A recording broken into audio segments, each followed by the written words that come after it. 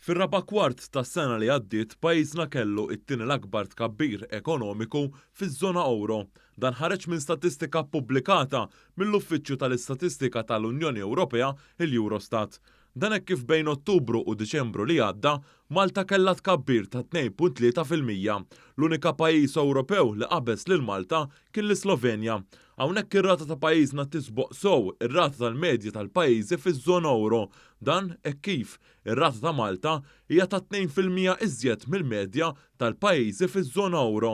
Hawnhekk pajjiżna għamel fost l-akbar tkabbir fl-Unjoni Ewropea meta mqabbel mal-istess perjodu fl-2020.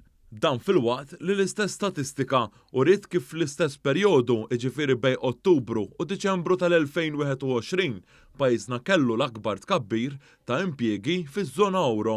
Dan hekk kif pajjiżna kellu żieda ta' 1% fl-impjiegi. Hawnhekk Malta ġiet l-ewwel fiż-żona euro flimkien ma' Spanja. Ir-rata ta' Malta hawnhekk tisboq ir-rata tal-medja taż-żona euro b'9 perċentwal.